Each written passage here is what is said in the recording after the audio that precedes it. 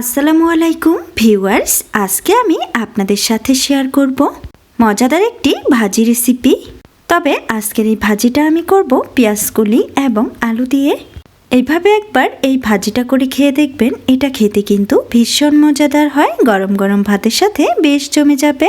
চলুন তাহলে ঝটপট চলে যাই মূল রেসিপিতে। প্রথমে চুলায় একটি প্যান বসিয়ে এখানে আমি 4 টেবিল চামচ পরিমাণ তেল দিয়েছি। তারপর একটি মিডিয়াম সাইজের পেঁয়াজ কুচি দিয়ে নেড়েচেড়ে লালচে কালার করে ভেজে নিচ্ছে। এরপর এখানে দিয়ে দিব 4-5 কোয়া রসুন কুচি এখানে দেওয়ার পর আবারও নেড়েচেড়ে একটু ভেজে নিব।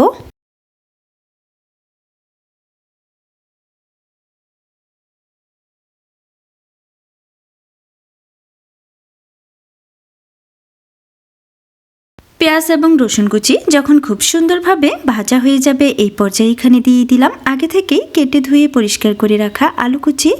আলুগুলোকে আমি একটু মোটা কুচি করে কেটে নিয়েছি। আলু কুচিগুলো এখানে দেওয়া হয়ে গেলে নেড়েচেড়ে একটু মিক্স করে নিচ্ছি।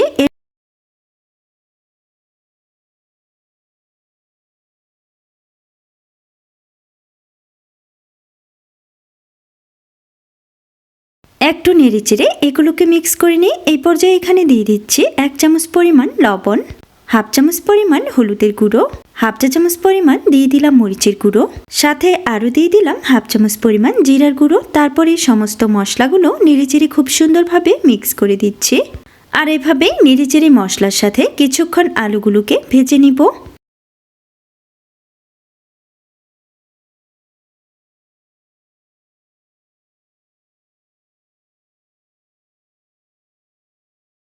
কিছুক্ষণ নেড়েচেড়ে আলুগুলোকে ভেজে নেওয়ার পর এই পর্যায়ে এখানে দিয়ে দিচ্ছি একটি ছোট সাইজের গাজর কুচি। গাজরটাকেও এখানে আমি আলুর মতোই কেটে নিয়েছি। তারপর নেড়েচেড়ে সমস্ত কিছু একসাথে মিক্স করে দিচ্ছি।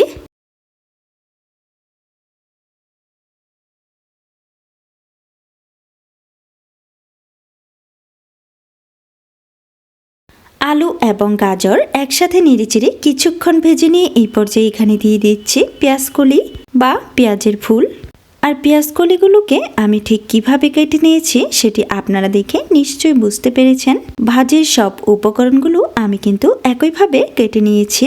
তো পেঁয়াজকলিগুলো এখানে দেওয়ার পর নেড়েচেড়ে খুব সুন্দরভাবে আলুর সাথে মিক্স করে দিচ্ছি। আর একটু পরপর উলটপালট করে দিয়ে নেড়েচেড়ে আমি কিন্তু এই ভাজিটাকে ভেজে নিব, যেন ভাজির দুপাশটাই খুব সুন্দরভাবে সেদ্ধ হয়ে যায়। আর পেঁয়াজকলি সেদ্ধ হতে কিন্তু খুব বেশি সময় লাগে না। আর এখানে যেহেতু আমি দেশি নতুন আলু ব্যবহার করেছি, আলুগুলোও কিন্তু খুব তাড়াতাড়ি সেদ্ধ হয়ে গিয়েছে।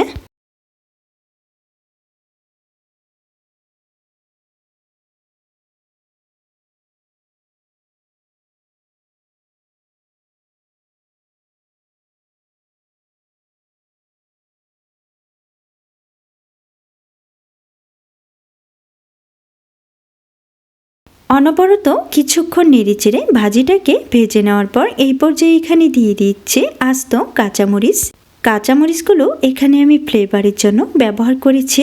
তবে আপনারা যদি ভাজির মধ্যে কেউ কাঁচামরিচের ঝাল খেতে চান তাহলে মরিচগুলোকে ফালি করে দিবেন। এরপর এখানে দিয়ে দিচ্ছি কিছু ধনিয়া পাতা কুচি। এই উপকরণগুলো এখানে দেওয়ার পর আবারও নেড়েচেড়ে মিক্স করে দিচ্ছি। আর এভাবেই আরও 2 থেকে 3 মিনিট এই ভাজিটাকে ভেজে নেওয়ার পর ভাজিটা কিন্তু আমাদের সম্পূর্ণ হয়ে যাবে। এইরকম একটি ভাজি আর গরম গরম ভাত, একবার ভাবুন তো খেতে কেমন লাগবে। পেঁয়াজকলির এই ভাজিটা খেতে কিন্তু ভীষণ মজাদার হয়। চাইলে আমার এই রেসিপি ফলো করে আপনারাও বাসায় এইভাবে এই ভাজিটা ট্রাই করতে পারেন। সবাই ভালো থাকবেন, সুস্থ থাকবেন। আল্লাহ হাফেজ।